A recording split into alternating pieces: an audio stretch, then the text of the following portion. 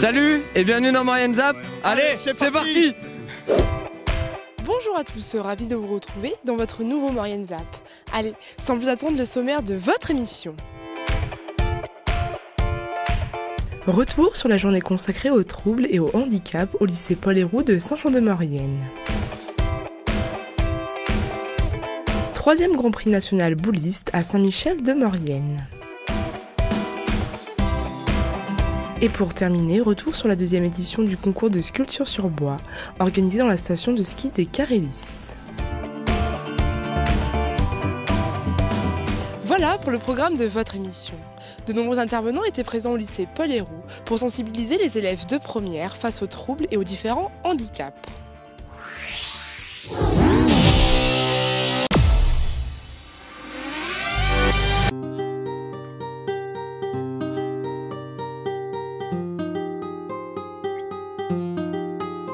Mardi 3 avril, le lycée Paul Héroult organisait au sein de son établissement une journée de sensibilisation aux troubles et aux handicaps destinée aux élèves de première.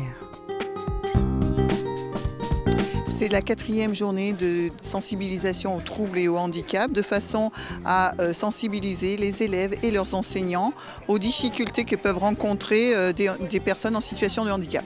Comme chaque année, on a pu compter sur la présence de l'APF, de l'association Valentin OI, de la présence d'une orthophoniste, Madame Bétan, d'une psychomotricienne, Madame Donzel, et du CESAD. Le but de cette journée est de faire vivre aux élèves du lycée les difficultés qu'une personne en situation de handicap peut rencontrer au cours de ces journées.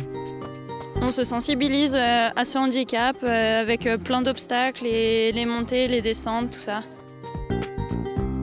Alors je suis ici aujourd'hui pour sensibiliser les jeunes au handicap moteur, toute forme de handicap moteur, que ce soit un réel handicap par un accident type moelle épinière, accident vasculaire ou toute autre maladie, mais aussi pour les responsabiliser sur la mobilité qu'on rencontre en ville, dans les entrées d'immeubles, dans les magasins, comment se déplace une personne plus ou moins autonome quand elle est seule.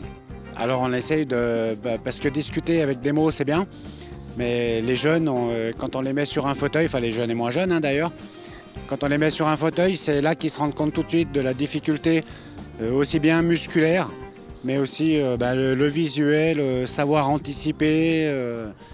Et puis ils se mettent mieux dans la peau du personnage. Et puis ça ouvre aussi beaucoup de choses à côté, comme le dialogue avec la personne handicapée, la façon de la regarder. C'est pas uniquement essayer un fauteuil, quoi. Bien, mon rôle est de présenter le braille que j'ai appris dès toute petite, vu que étant aveugle pratiquement de naissance, j'ai perdu la vue à 9 ans. Je suis rentrée dans une école de non-voyants spécialisée parce qu'on ne prenait pas les enfants aveugles dans les autres écoles. Et je viens expliquer le système braille qui m'a permis de m'instruire, de passer des examens, d'apprendre la musique, de devenir professeur de musique. Voilà. Et je montre aussi un peu tous les appareils qui servent pour la vie courante. Alors, on va présenter, hormis évidemment tout ce qui nous sert dans la vie quotidienne, je dirais tout ce que les nouvelles technologies peuvent maintenant nous amener comme aide, je dirais, dans la gestion de notre vie quotidienne. Dans le cadre d'un projet de terminale, certains élèves ont récolté auprès des autres classes des bouchons afin d'aider l'association Les Bouchons d'Amour. Le but est simple, récolter le plus de bouchons possible au sein du lycée, que l'association revendra par la suite afin de financer des fauteuils roulants. Pour motiver les élèves à participer, un concours était organisé. On a créé un concours et à la fin, il va y avoir une journée. Donc c'est un laser camp. Donc la classe qui ramène le plus de bouchons ira faire cette journée.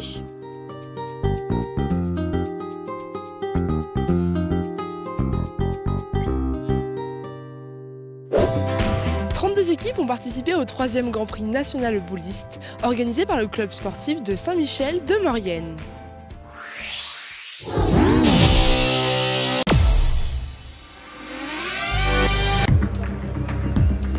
C'est au boulodrome de Saint-Michel-de-Maurienne que s'est déroulé le 3e Grand Prix national bouliste. Cette manifestation de boules lyonnaises a été organisée par le club sportif de Saint-Michel-de-Maurienne.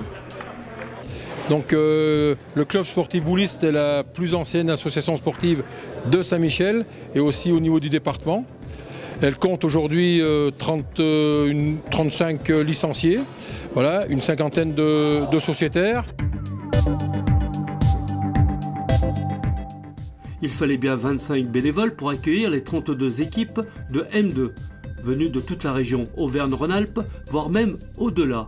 Eh bien, les boulistes sont bien accueillis, mais il y a toute l'intendance qui suit au niveau restauration, buvette. Et nous utilisons également pour les premières parties de poule les boulodromes couverts de Saint-Julien-Mont-Denis et de Sainte-Marie-de-Cuine. Donc les associations qui mettent à notre disposition ces boulodromes dont on remerciera jamais assez. Malgré sa baisse de popularité, le sport de boule sera présenté aux prochains Jeux Olympiques de Paris en 2024. Nous œuvrons pour que les boules, au pluriel, c'est-à-dire lyonnaises, pétanque et rafavolo, soient admis aux Jeux Olympiques de Paris. Sur un plan national, on a du mal à d'abord recruter les jeunes, à maintenir l'effectif, parce que compte tenu de l'âge, nous recrutons dans les entreprises, dans le sport adapté, pas mal de nouvelles licences, mais par contre nous perdons, en raison de l'âge, un certain nombre de licenciés.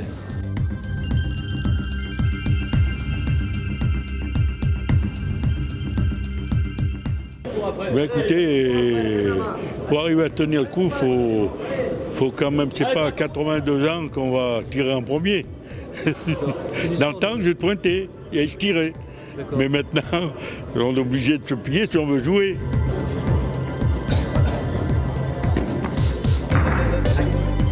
J'ai pris exprès des jeunes du centre de formation qui viennent de sortir pour pouvoir les former. Petit à petit, ça vient, mais c'est dur, dur, dur. Des rencontres en 13 points pour une durée maximum de 2 heures. Et au bord des terrains, 2 arbitres nationaux qui assurent le bon fonctionnement des rencontres. Éventuellement, là, on regarde s'ils ne mordent pas l'arrêt en pointant et au tir, bien sûr.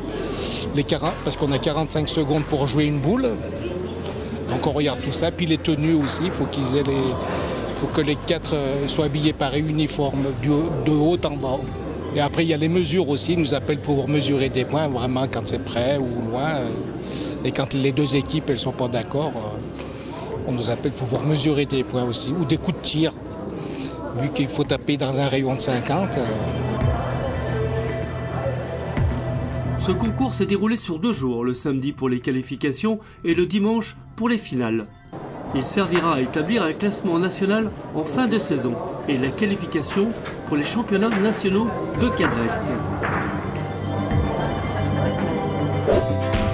12 artistes ont participé au concours international de sculpture sur bois, organisé dans la station de ski des Carélis. Le thème de cette année était Contes et légendes des montagnes.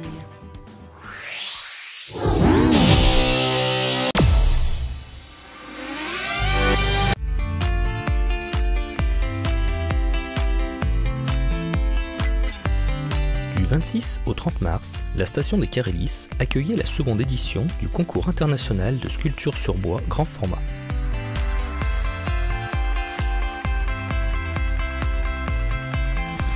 Bienvenue au Carélis pour le 2e grand concours de sculpture sur bois. La 2e édition donc, avec 12 artistes, dont une autrichienne, un russe, un de la République tchèque et un italien. Sinon, tous les Français sont répartis un peu dans toute la France. Nous avons des gens qui viennent de la Charente, des Vosges, et puis quand même pas mal des locaux. Concernant les adhérents de Clartissime, nous en avons 2, avec Pierre Varezano et Bernard Charon. Donc ils travaillent cette année sur du pince Ambro qui fait entre un diamètre de 50 et 70 cm pour une hauteur de 2,10 m. Le thème cette année, c'est Contes et légendes des montagnes. Donc on a reçu à peu près 32 projets et nous en avons sélectionné une douzaine.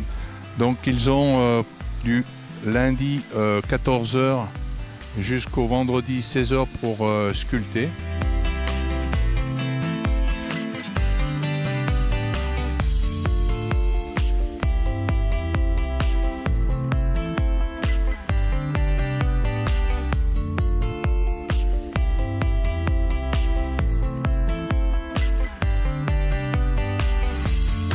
Il a remporté le premier prix.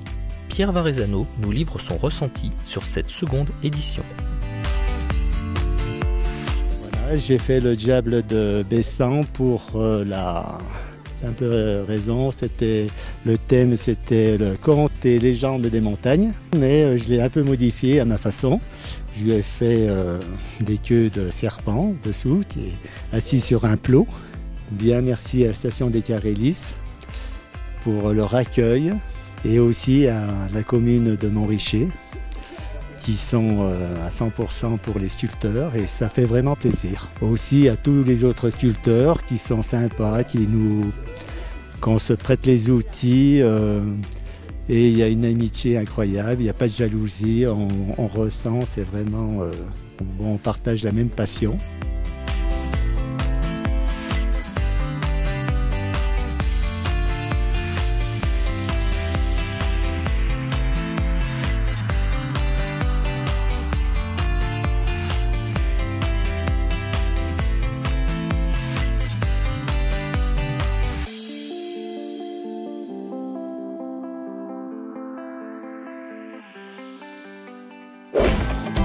Votre Zap touche à sa fin. Merci d'être de plus en plus nombreux à nous suivre. On se retrouve bien évidemment la semaine prochaine. Mais avant de se quitter, n'oubliez pas votre agenda. Du lundi 16 au jeudi 19 avril, dans le cadre de la semaine gourmande, la station de ski de Saint-Sorlin-d'Arves accueille une nouvelle fois les petits chefs à la neige. Ce concours est réservé aux enfants de 10 à 15 ans qui aiment pâtisser et skier. Parrainé par le chef étoilé Guy Savoie, les candidats seront coachés par Lila, finaliste du meilleur pâtissier sur M6 en 2016. Pour plus d'informations, contactez le 04 79 59 71 77. Auvergne-Rhône-Alpes Entreprises organise le jeudi 19 avril de 18h à 20h au coworking de Saint-Jean-de-Maurienne une conférence sur le RGPD, Règlement général européen sur la protection des données personnelles. Le RGPD concerne toutes les structures, entreprises, associations, collectivités qui rassemblent ce que l'on appelle les données personnelles, c'est-à-dire toute information se rapportant à une personne physique, identifiée ou identifiable, directement ou indirectement. Adeline Golvé, avocate spécialisée en technologie de l'information, animera cette conférence. Pour plus d'informations ou vous inscrire, contactez le 04 79 83 20 83. N'hésitez pas à faire vos remarques et à nous suivre sur les réseaux sociaux.